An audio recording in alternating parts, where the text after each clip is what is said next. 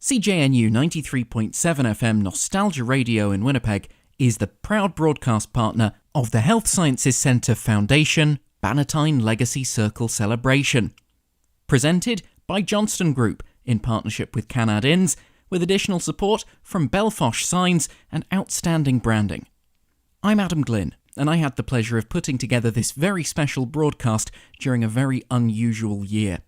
If you missed any of the programme, you can listen back to it in full on the Health Sciences Centre Foundation website and at cjnu.ca. Of course, in putting together a 2-hour radio programme, not all of the material that we recorded makes it to the final broadcast. But, exclusively for you, we have access to all of the bits that were left on the cutting room floor. And so I'm delighted to introduce the full conversation I recorded with Gary Steiman in late 2020. In the studio with me now, Gary Steiman. Gary, it is a pleasure to have you here. It's a pleasure to be here. So, Gary, for those who have not had the opportunity to meet you before, tell me a little bit about yourself and your background. How far back?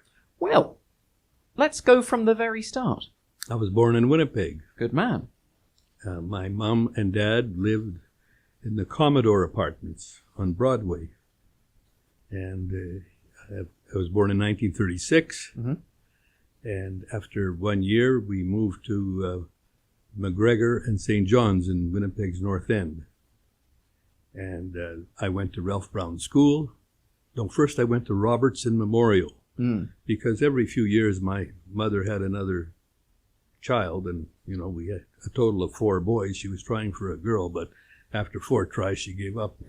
But anyway, I went to Robertson Memorial Kindergarten, because that's the way to get me out of the house when I was 4 years old. Mm-hmm. So I was 2 years in kindergarten.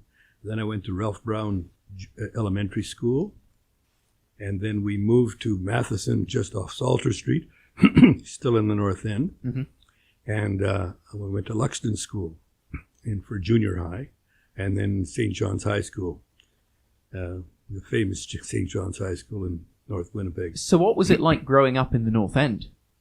Well, it was very cosmopolitan, mm-hmm. indeed. And, I really didn't have any attitude towards religion. Sorry, I shouldn't say religion. I would call ethnicity. Right. Because I had friends that were Polish and Ukrainian and Jewish and German and English and, Irish, Scottish, and so on. I played hockey, I played basketball, and I was quite social. It's interesting. People forget just how much of a cultural melting pot the North End has always been. Because Winnipeg and its location in Canada has always seen a lot of people making this city home who were not originally from here. And even to this day, you have people from all over the world who call this city home. And the North End is very often the first place where a lot of these families find a home before they do something else in life. So even through your formative years, it sounds like there was a huge variety of people who you were friends with and working with and learning alongside on a daily basis. Ultimately I ended up in the apparel industry, and we became international very quickly in terms of our sales and marketing. And we also employed people within our company that we did a survey once, and they came from 27 different countries. So you were growing up in the North End, you had this incredible experience with people around you from all over the world.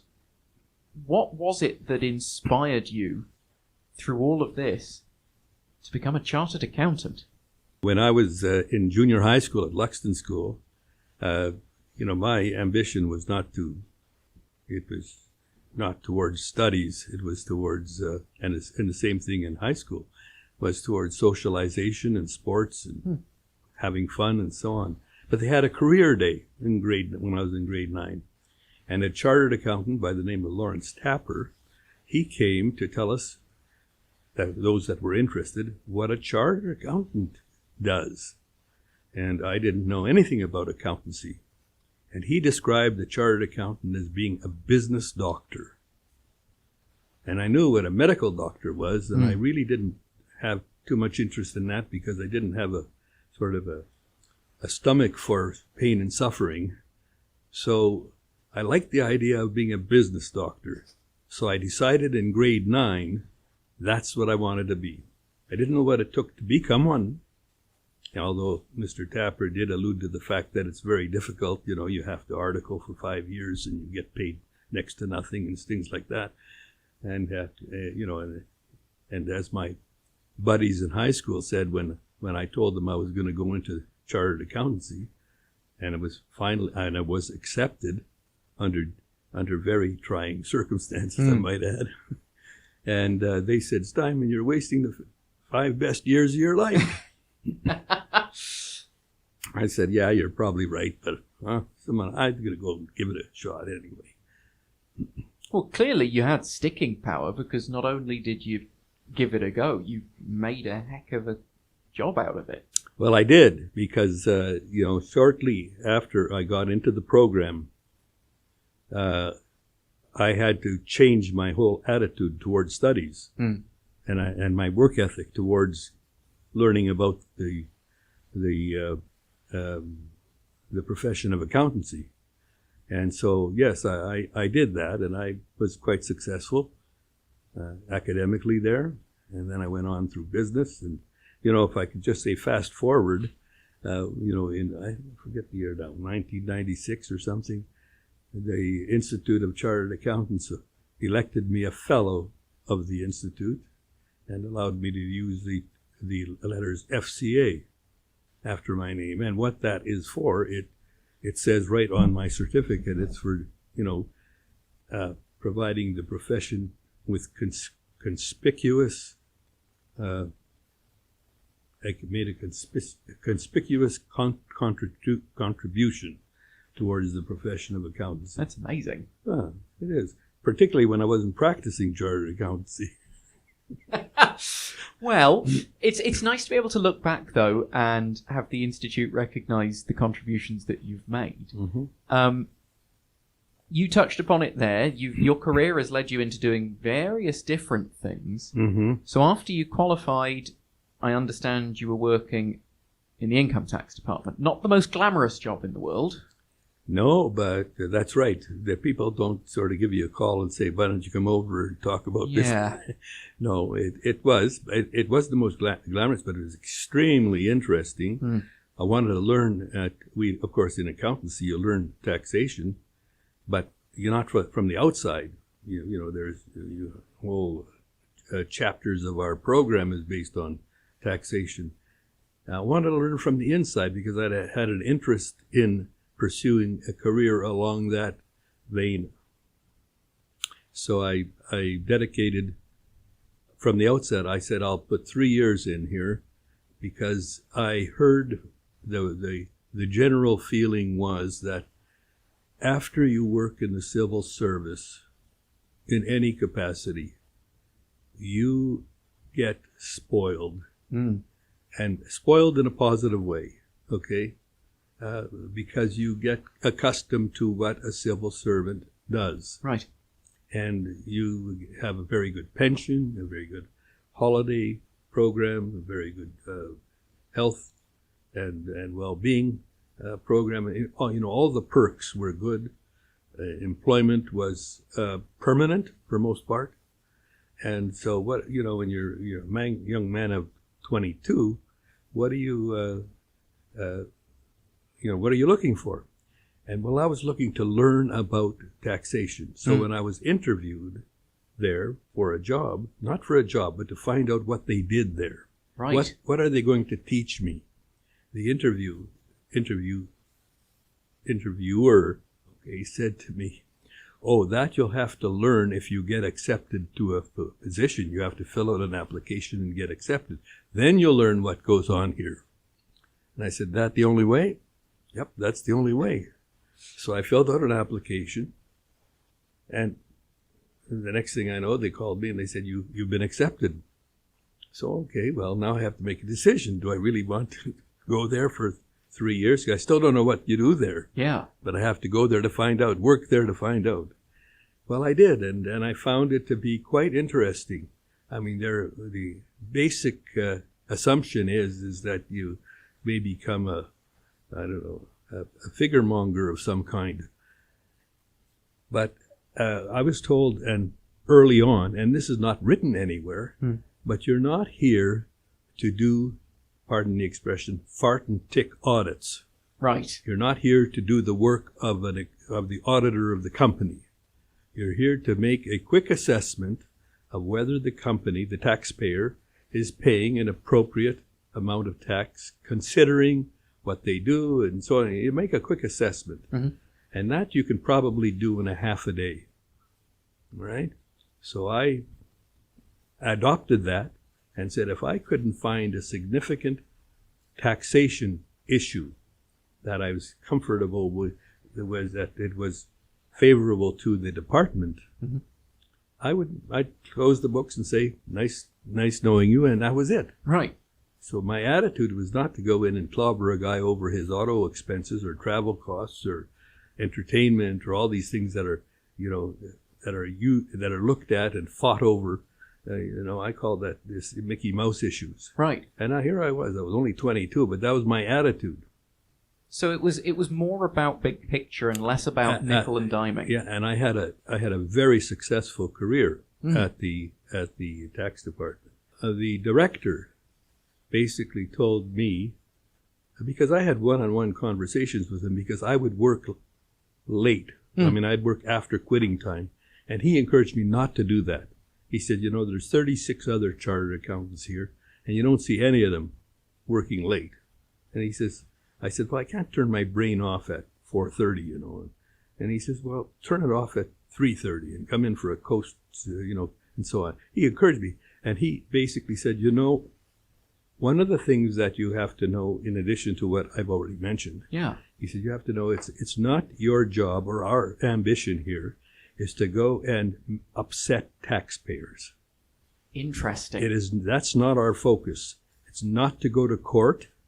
It's not to do things that they object to and file notices of objection and then incur costs. He says, you've got the weight of the crown behind you. Anything that you feel is the right thing to do, we're behind you. I mean, it goes through a process, but you're the start of the process. And so he encouraged me not to get into situations that are going to involve them getting to court, filing notices of objections and taking up time that are not clearly worth it in the end. And it's not worth it to, have upset taxpayers. Well, that's an attitude that I would say the general public don't necessarily assume is the attitude held by those who work in taxation. That's why I'm mentioning it. It's amazing. They don't advertise that, but that's when I said I went there to learn what goes on the inside. And, in my professional career, I've had very little trouble with the tax department. And when I say very little trouble, I virtually had no trouble. I had one issue that I had to call when I was in business that I had to call the chief assessor about, who I knew personally from having worked there. And he said, sounds like you got a case. He says, we have a department that is, or a group of people within the department that deals with, I forget the term they had it, but this was pertaining to situations that are, while not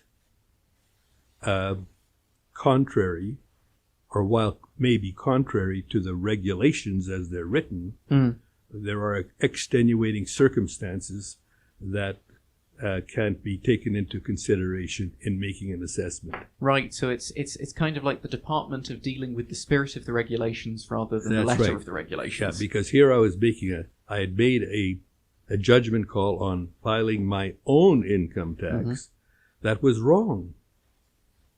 Well, we're only human. That's right. And when they reassessed me, I thought that can't be, because I was sure I was right. Yeah. And so I kept trying to reach the assessor that made the assessment to find out where my mistake was. They just tell you what the mistake was. They don't tell you why or how. They just say this. And so when I finally got a hold of her, she said, well, this is because that what you did is not a right, it's a privilege. And the privilege expires if you don't pay your taxes on time.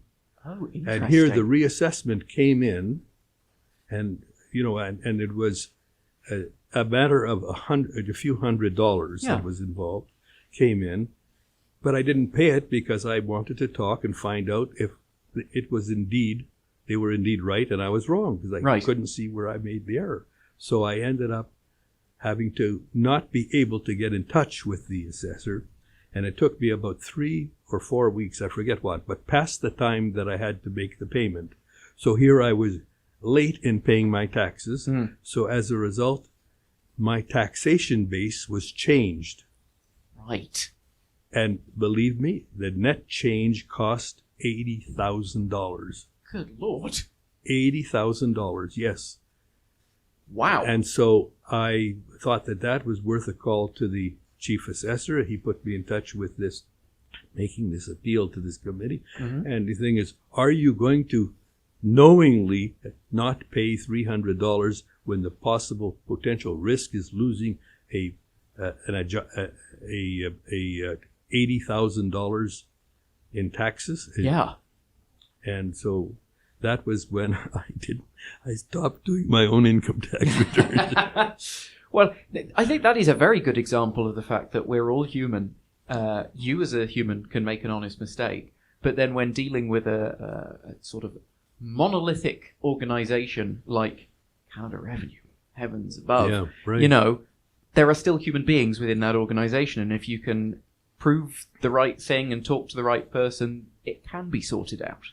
I would say that most of the people there were great human beings. Which is excellent. There's always in any organization the exception, but I would say that I got along well with the staff there. I coached their baseball team, their women's baseball team. That's amazing.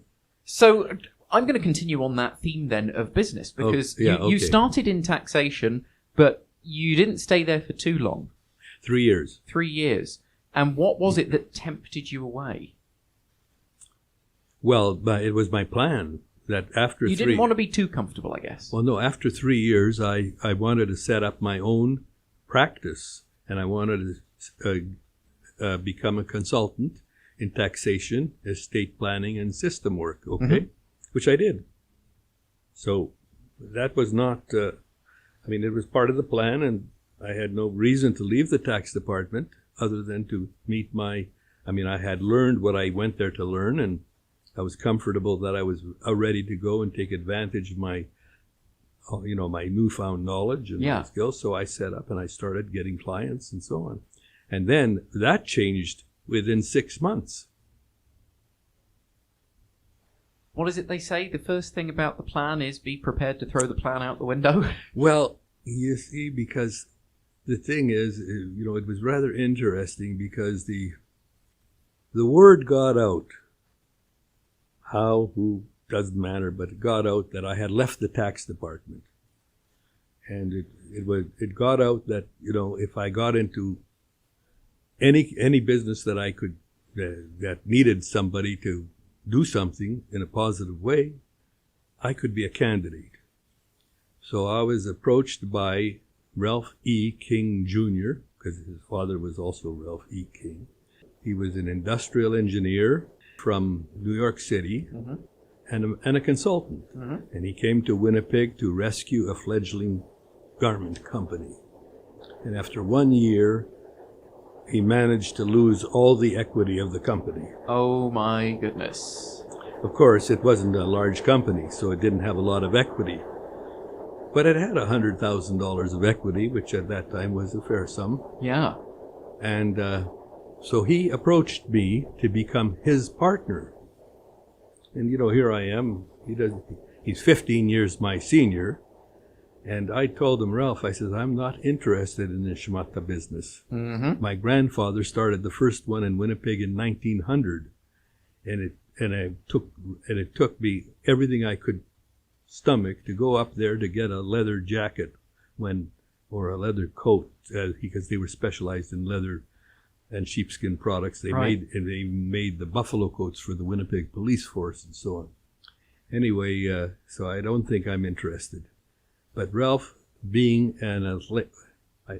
truly an Olympic class athlete in track and field, being the most articulate public speaker who made a real good side hobby of being on radio and television in Winnipeg and speaking to many groups and so on. If you look up he's passed away now, but if you look up his heritage or you'll find a lot of high regard for this Ralphie King. So, but he persisted, and we met for 5 consecutive evenings, and I just loved to hear him talk and tell me about, he's 15 years my senior, and he had stories that, he'd never run out of stories.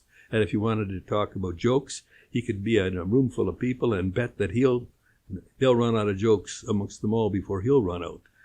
So anyway, but I relented, and I told him, I said, okay, I'll give it a shot, but I'm not going to give up my clients for 6 months, because I need 6 months to know if I can do anything with this situation. Well, it turned out I saw the light at the end of the tunnel, assigned my clients to other friends in the accountancy business, and as they say, the rest is history.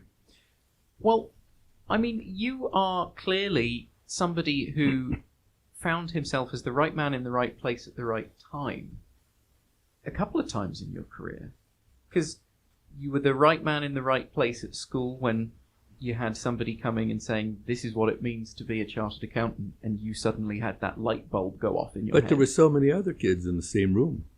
But clearly he was speaking to you and you didn't know it.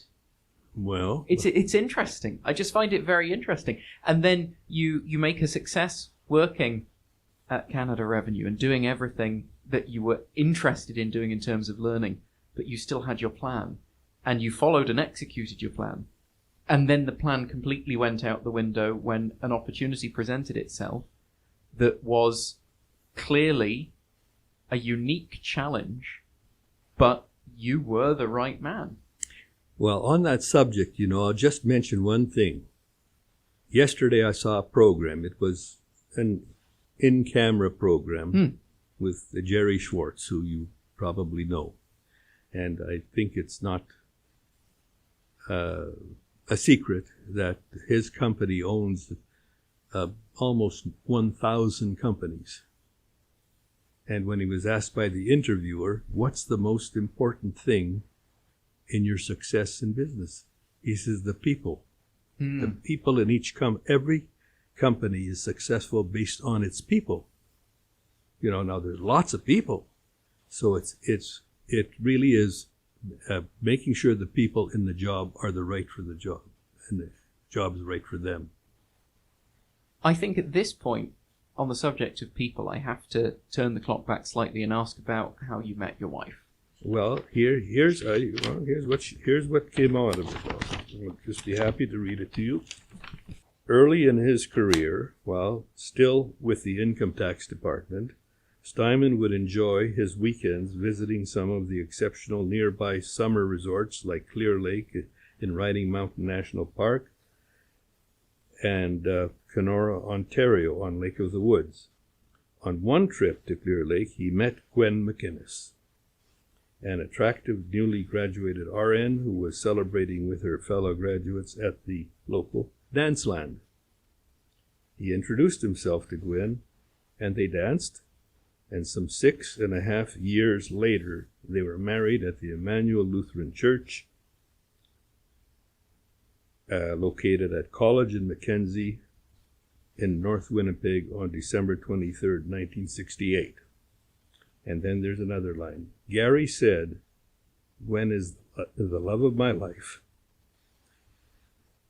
my soulmate, my inspiration, the center of our family, and the cornerstone of my success in business and my adult life. Well, now that is powerful. So hang on, 1968, December, where are we 52. 52 years ago. 53 coming up this December. Does it feel that long? Well, time flew by. We have 3 children and 7 wonderful grandchildren, and we've done so many things. I've traveled the world in my business. I've taken my wife on many business trips. She is, part of the company, and she's always in the fallback position of of coming in and helping when help is needed and so on, raising our 3 children and being the center of our family. I mean it. I would not have been able to succeed as I have without her complete support. She has never complained. It's an incredible thing in life if you can meet somebody who you didn't realize at the time, but you realize with hindsight was the thing that was missing. Well, if the truth be told, after 6.5 years, my then partner, the late Ralph E. King, said to me, "Gary, if you don't marry Gwen, you're absolutely crazy." Well, that's a pretty good motivating factor. I'll tell you one side story that's kind of funny, because when I was 25, I got married when I was 30, but when I was 25, everybody that I seemed to be relating to in business was 40. Ralph was 40. We had a sales manager who was 40. We had many managers that were 40 in companies that we served and so on. And a funny situation happened one day. Here I am, fresh into this new business, and this was within the first 6 months. I told Ralph that I give it 6 months. Our sales manager came in, and he threw on my desk with the back of a package of cigarettes where he had written an order on from the customer. And he said, "Here, now it's your job." That's what he said. And I said, "Larry, this job is not done until you have followed through to make sure it is entered in the company's records properly. Mm-hmm. It goes into production when it should. It's shipped to the customer's happy and pays his bill, and you have the next order. Then the job of here is done." He says, "Okay, wise guy, then you're the sales manager. I'm out of here." And he quit on the spot on a Friday afternoon. Monday morning, we had, in his appointment book, which he left back, he had an appointment with a Mrs. Shaley from McLeod's Limited here in Winnipeg. And that was a chain of stores across Western Canada. And their children's wear sales manager, a Mrs. Shaley, he had an appointment to see our sales manager. And when she came in for the appointment, she asked for Larry, and I said, and our receptionist called me, and I said, "Mrs. Shaley, Larry's no longer with us, but if you agree, I'd like to show you the collection, and so that you can see what we're doing and so on." So we went in and sat down, and I said to her, "Now, Mrs. Shaley, I'd like you to tell me how to sell you what you want to buy." That's a hell of an opening line. So she smiled, and she says, "Okay, you sit here on this side of the table, and I'll sit there, and I'll go through the collection and tell you why I like this and why I don't like that, and you make the notes." So she went through, and she taught me how to sell to her what she wanted to buy. She took the notes and sent back a very handsome order within a few days. So then I said, this selling job is not too hard. Just sell the customer what they want to buy. Why go and try and tell them that they should buy blue when they like green, So that's when I learned that, that's why I took the opportunity to take on an export, to go to an export event that the Canadian government sponsored in Toronto. It was at the CJNU exhibition grounds, where they invited 800 foreign buyers from all over Europe and to major stores and chains and simply to come to see all Canadian manufactured goods, not only clothing but Harrow bars, hockey sticks, you name it, furniture, appliances. We're all there. There were 300 exhibitors. How many do you think were from the apparel industry? And here the government is putting on the show. All you have to do is travel to Toronto, bring your own samples. They had the display booths and so on, the advertising, and invited all the buyers and so on. How many apparel people? And Canada's apparel industry had thousands of apparel manufacturers. Yeah, Winnipeg alone has always been known as Winnipeg, a city that does... Winnipeg alone had about 150 at the time. Pray tell. Three from right across Canada. Good grief. 3.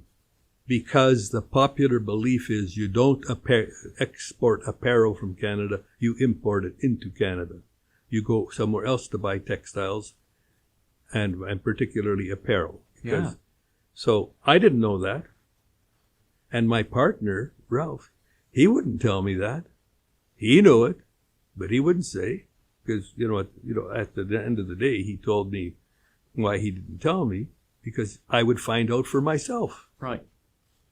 So I went and I saw and I took orders from major companies from 9 European countries. And I'll just give you an example of the first one. The first one was from Arnott and Company in Dublin, Ireland. Mm-hmm. There's I know it well. That's Dublin's largest department store. Yep. And his name was Mr. O'Leary. And Mr. O'Leary came by, and I didn't know he was the president, but because actually you don't sell to presidents, you sell to buyers of your particular product. And so he gave me his card, and he was fondling we were then making, I was featuring our children's wear, we called them Eskimo parkas, like pile fabric with braid trims and fur around the hood and so on, and little coats and jackets, up to early teens and so on. He was fondling them. And I said to him, "Would you like to buy some?" So he gave me his card, and he says, "I'm not a buyer." So I looked at the card, and I says, "But you're the president, and I bet you wouldn't lose your job if you bought some." So he smiled, and he says, "Okay, what is your minimum order?" So I had to think, what is the maximum he'll buy? Mm-hmm. That's my minimum. Okay. So I didn't tell him that, but I said 60 pieces of a style. And he says, "Okay, how many sizes come in a style?" I says, "Usually 5 sizes. And he says, "How many colors?" I says, "Usually up to 3 colors." So he would say 5 styles at 3, that's 15 SKUs.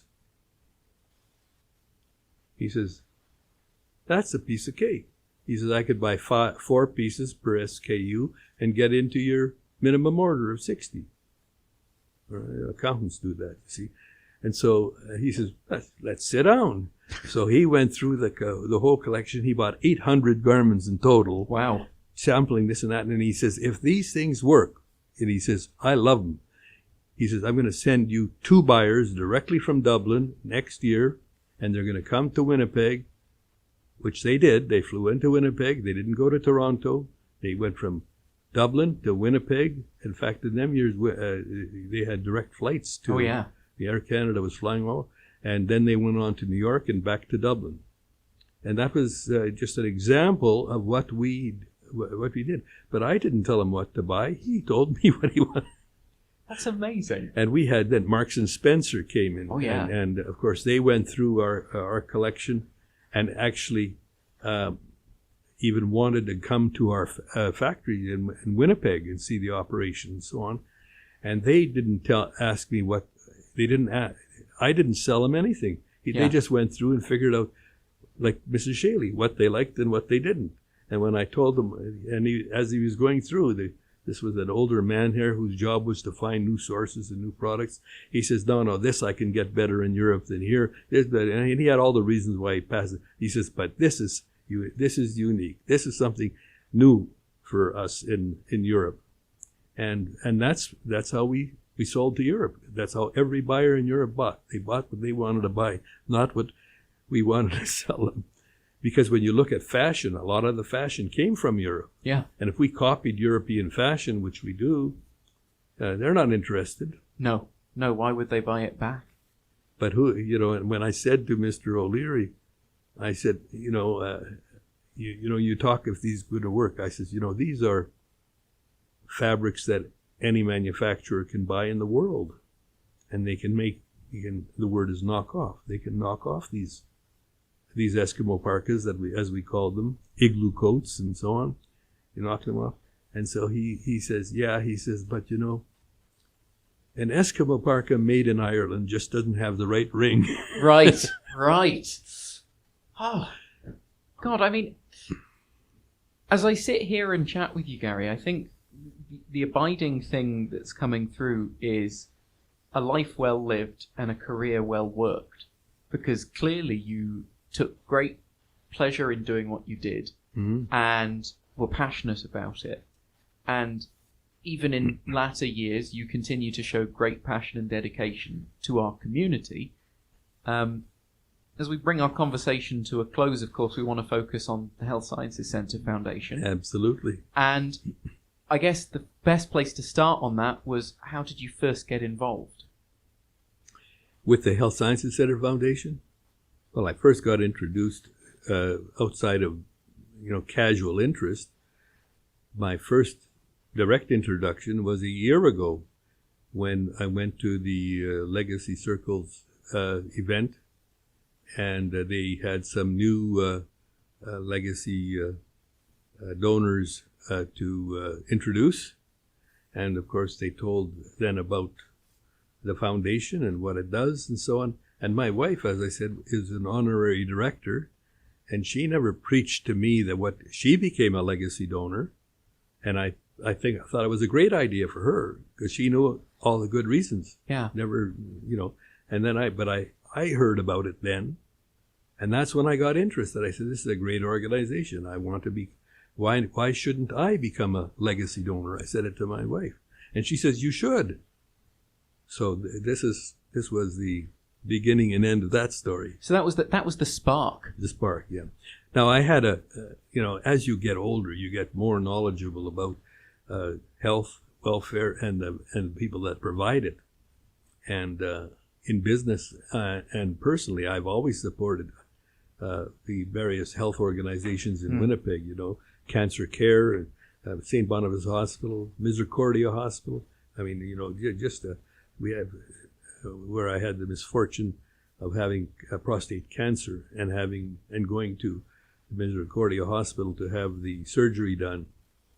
And, it was interesting how that all came about, because in those days, I would go to the Mayo Clinic for an annual checkup in Rochester.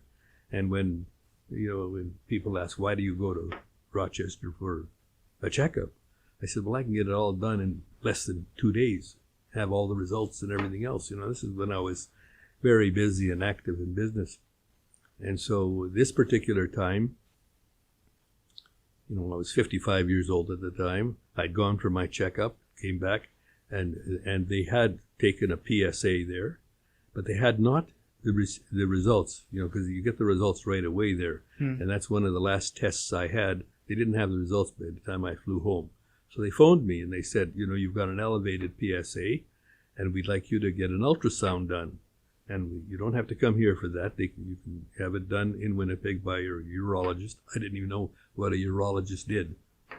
And so I said, okay. So I said to my friendly family doctor, Dr. Fast, in the Winnipeg clinic, I said, Dr. Fast, I need to have an ultrasound done by a urologist. Can you organize that for me? And he smiled. I didn't know that you have to wait, for it.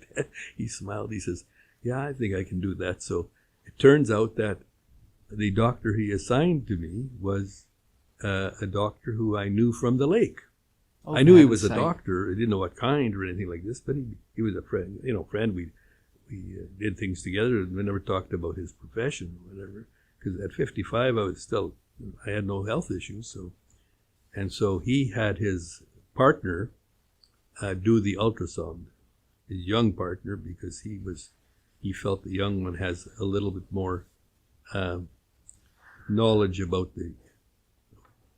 what I needed to have done and so on. So he did an ultrasound, and they took they couldn't find through digital examinations. They couldn't find through anything they could see on the ultrasound. But they took 5 biopsies. One of them had cancer. So when they reported that to me, I immediately called my doctor at the Mayo Clinic, and I said, they found cancer cells. And I said, should I have them send down the slides so you can verify it? And he said, no. They don't. A cancer cell's a cancer cell. You don't need that's not rocket science to us. He says, trust me, they'll be right. And I says, well, what do you recommend? He says, well, I recommend you have a radical prostatectomy done as soon as possible. And I said, okay, when should I come down? He says, well, come down to where? I said, to Rochester, to the St. Mary's Hospital. You know, you've got a good hospital there, good reputation, good surgeons. Yeah, but you have equally good ones in Winnipeg. He says, we're aware of the urology department at the Misericordia Hospital. Wow. And so, and the good surgeons they have, and I says, okay. Well, I talked to my doctor friend from the lake who came over to my cottage, and he told me all about, their urology department. And he says, and the only thing that the Mayo Clinic says is don't wait too long, because this kind of thing you don't want to let go any further. I said, so when can you do this? He says, I can do this next week. Wow. I said, well, okay. I called the Mayo Clinic, and I said, well, they can do it in about a week from now. And he said, that's fine. Have it done there. I'm sure you'll be satisfied with the results, because we caught it early enough. You're only 55 years old. So that was done, and while I was in the hospital for 11 days there, I remember they had a program on about it was Cancer Month somewhere. Oh yeah. And they had a guy on who was some kind of from the movie industry, and he was telling he wouldn't let anybody touch him with a knife. He says he went into the bush and he meditated for 6 months, and he came out without cancer. And here I am. I came in from the lake, from the bush. He went, So anyway, everybody had their solution. But in hindsight, I suspect you made the right choice. Well, I did. You have to rely on experts. Of course. I mean, that's part of our problem in the United States now with the pandemic. So clearly, you have had good experiences in every aspect of life, even through dealing with a challenge like your cancer. Well, don't you have to change adversity into opportunity? Now, absolutely right. But that level of positivity, Gary, is something that not everyone has. And I find it incredibly life-affirming chatting with you, because clearly you have that positivity in all that you do. And well, I guess that comes from my mother and father. Oh, that's amazing. Because I mean, what my father had to deal with as a young boy, having lost his mother at the age of 14, had to live on the street, left home because he wouldn't call that. My grandfather now had 9 children. Oh wow!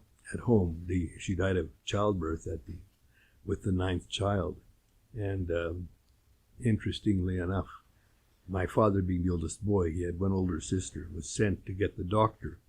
And the doctor says, I'm not coming because your father owes me $2. That's what he said. My God. And so he didn't come. My grandmother died she bled to death. And so my grandfather, shortly thereafter, had to deal with the issue of 9 children. The youngest one, they gave to his cousin, who was married but had no children, and they couldn't have any. So they raised young Henry, and my father, my grandfather, then soon thereafter married one of his sewing machine operators in his factory, brought her home, and introduced her to the children. Mm-hmm. Okay, and my father's older sister, who was just 1.5 years older than him, said to him, Maxie, if you call that woman mother, I'm going to kill you. Blimey. Wow. And my father felt the same way, actually. So he left home God. at the age of 14 and lived on the streets, literally, and did what he could to make money and to sustain himself. And there's a bit in there about how he was delivering telegrams, and he discovered if he reached a certain mark, he got double for all the telegrams. So he figured it was a way, he could employ people to work for him. Yep. And make more money that way than by just working himself. And my mother used to tell me that every bad person has some good. And every good person has some bad. So she says, if you only look for the good in people, you'll only know good people. I tell you what, those are some incredibly good words for us to wrap up on, because I couldn't agree with her more. And I guess the very last question I'll ask you is, for anybody who's been listening to our conversation and is thinking about any kind of support of our community, now more than ever, community organizations truly need our help in very challenging times. Sure. So you and your wife both made that decision to do legacy giving to the Health Sciences Centre Foundation, because when you leave a legacy gift, it's the kind of gift that keeps giving for years to come. What do you think is the most important thing about leaving a legacy gift and supporting the causes that mean most to people? Well, there's no shortage of places to help in the world or in Winnipeg. I mean, there's people that need help. And this is not our first legacy gift. But it's not going to be our last either. Gary Steiman, you are absolutely amazing, and I cannot thank you enough for sharing your time and your wit and some of your fabulous stories with us. Well, I thank you. It's been my pleasure. You've been listening to a special recording produced by CJNU 93.7 FM for the 2020 Health Sciences Centre Foundation Bannatyne Legacy Circle celebration. To learn more about the work of the HSC Foundation and the Bannatyne Legacy Circle, visit hscfoundation.mb.ca. And to find out more about Winnipeg's non-profit community cooperative radio station, CJNU 93.7 FM, head to cjnu.ca. I'm Adam Glynn. Thanks for listening.